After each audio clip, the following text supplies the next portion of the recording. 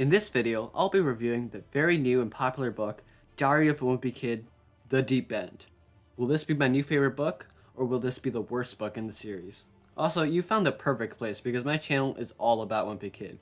You can find a full-size parody book, theme songs, and reviews. There's also going to be a huge project in the works.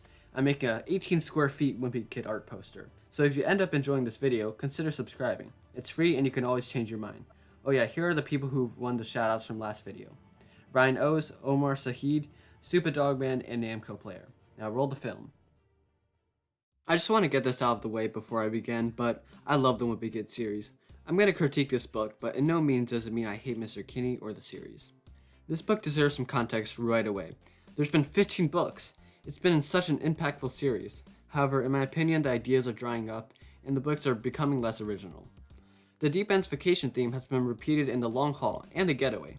I think it's okay if there's a spin-off book in a series, but when a spin-off becomes the norm, that's when the original series loses meaning. What do I mean? Wimpy Kid is all about a kid navigating the middle school experience, but 3 of the last 7 books have been vacations. Is that really relevant to middle school? Please let me know. I'm starting to pick up a recurring storyline in these books. 1. Heffley's gone on vacation thinking it'll be a breeze. 2. Bad and unlucky stuff happens. 3. Epic chase scene. And they say the third time's a charm, so maybe this book could be a lot better than I thought.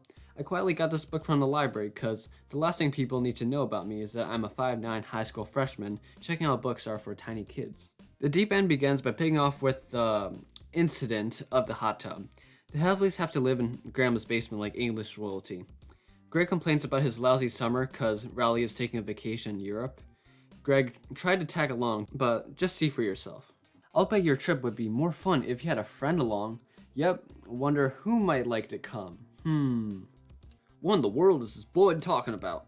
Next, you guys might know that Greg's dad, he likes Civil War battlefields. It's just a little off-the-job hobby. Look, don't! These are off limits! No touch! They are not toys! They're figurines! Yeah, so his ideas for a great vacation is taking part in Civil War reenactments. I really can't tell if Greg likes doing that kind of stuff.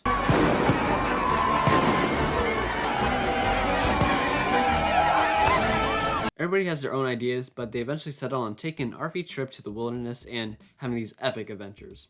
Do I really need to create another expectations versus reality again? You know, Manny is a mastermind. He may not be good at speaking in general, but he's got a different vocabulary.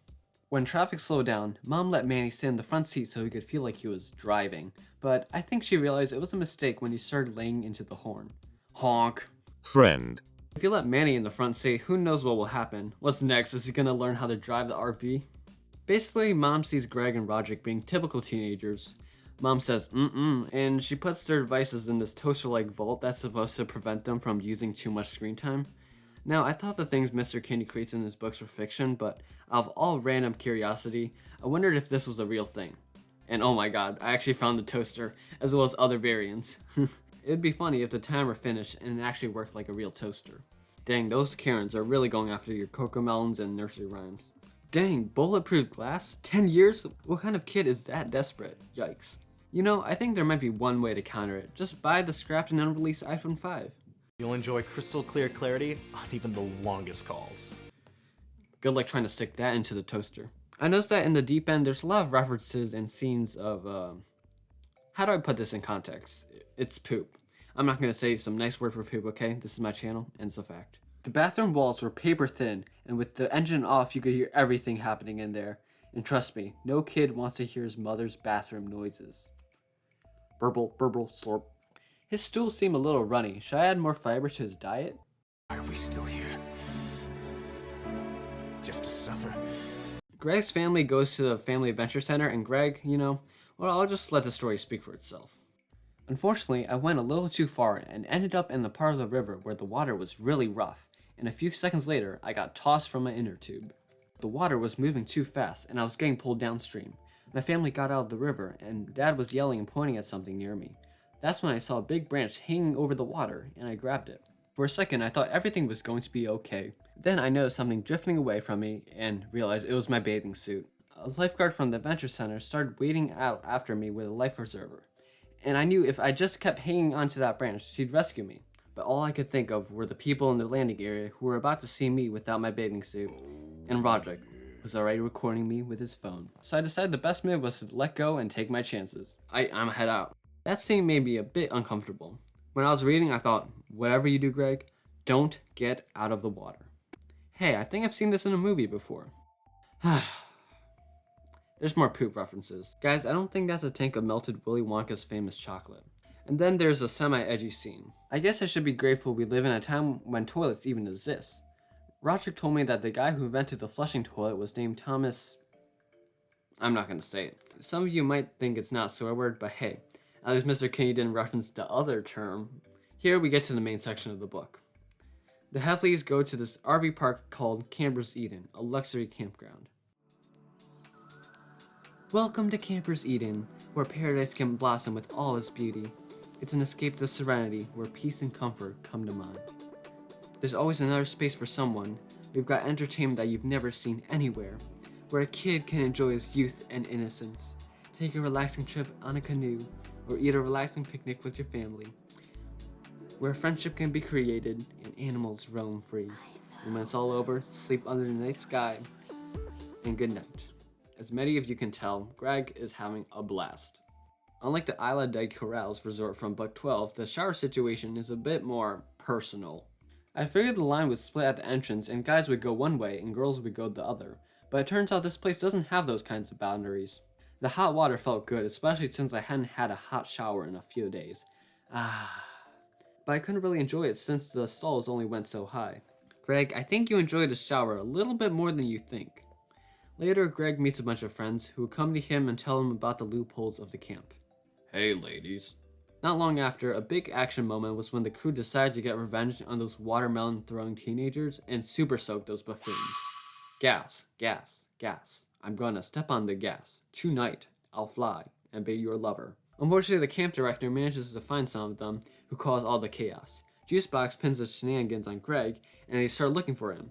The book never resolved this conflict between Greg and Juicebox, or what happens to Greg's friends. It's a plot hole that probably should have been fixed.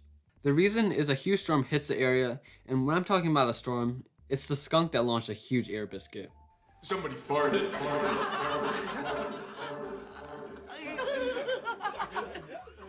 Yeah.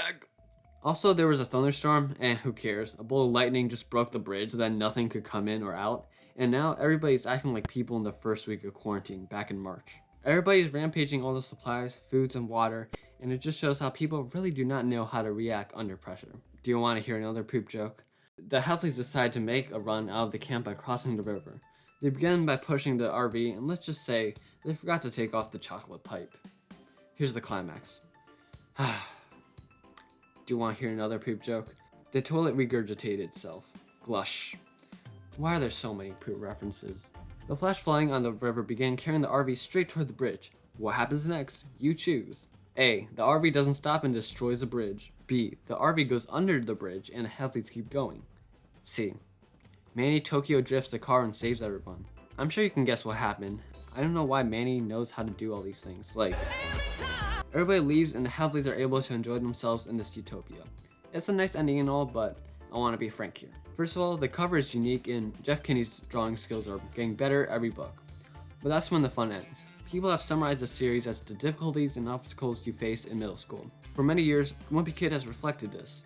The settings and characters always have been very relatable. The adventures Greg goes through are so similar to mine and other people's experiences, like when your parents want you to go outside and stop playing video games, the quirky things you do as friends. Also, as middle schoolers, we do dumb games. That's the humor of being a kid. The ideal Wimpy Kid now has become Greg facing unlucky scenarios and chain reactions that seem out of the ordinary, and disastrous vacations that never end well. Greg used to be a kid with an egocentric attitude, using his funny plans to get out of situations. Instead, it seems like he has no control over anything. Yeah, I totally understand writing 15 books is incredibly hard, and Mr. Kinney has accomplished much more than I could ever think of. After all, the whole series is over 3,200 pages long, and imagine trying to come up with ideas after that. I get it. Mr. Kinney has to crawl over the finish line with perhaps 20 books, and he seemed to drill himself into a hole where the idea jar is running empty. But I think there's still ideas left. And what's the lesson in the deep end? In the very first book, we learn how friends should stick together. Very nice. Now, is it you can only enjoy yourselves as a family when the people are gone? Why couldn't the Heavleys try to learn and adapt with the surroundings? This could be done either by making a good situation out of a bad one, or becoming a good friend to your fellow campers either by helping or saving them. With this, the deep end would have been a lot more flavorful. Maybe bring a friend along like Raleigh to spice the story up. He is a main character and he only appeared once in this book. Raleigh's personality is so unique, it seems wrong for him to get less and less appearances throughout the books. Another problem I have with the deep end is the introduction of new characters that we have little time to know about, and once each story ends, we never get to see them again. Overall, I would give this book a 4 out of 10. It's not very original compared to these books. It's sort of entertaining, but the Heavleys' personalities are very minimal. Also, if Mr. Kenny doesn't want to write more books about school, maybe he has more ideas about funny vacations. That's okay. Maybe create a spin-off called Wimpy Kid's Wild Vacations rather than merging this with the original series. I know some people don't like spin-offs, but I think it's okay. The point is, I think the deep end has told me that the Wimpy Kid series has changed and it's probably never going to be the same. The series is no longer about the middle school or the characters' personalities. Maybe everybody likes this book and I'm completely off the mark. Or maybe you agree. I would love to hear what you have to say. Oh yeah, if you want to get a shout out, please use this emoji on the screen right now and say whatever you like down in the comments. That's what you get for watching all the way to the end, so thank you, and I'll be back soon. I'm not an ordinary YouTuber. I once spent 8 months creating my own Wimpy Kid book. Cover, drawings, and storyline all together. I always mention this, but it's one of my proudest things I've created in my life, and the story is quite an adventure.